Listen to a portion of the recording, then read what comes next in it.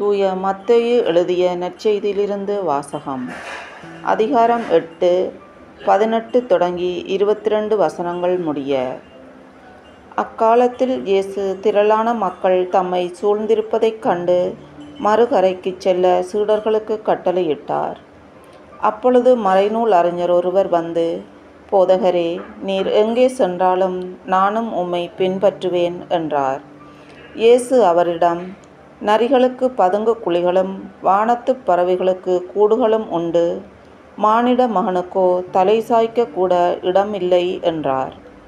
இயேசுவின் சீடருள் மற்றொருவர் அவரை நோக்கி, ஐயா, முதலில் நான் போய் என் தந்தையை அடக்கம் செய்துவிட்டு வர அனுமதியும் என்றார்.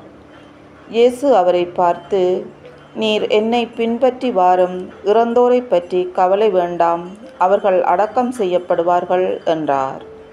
இது கிறிஸ்து இயேசுவின் நற்செய்தி. கிறிஸ்துவே உமக்கு புகழ்.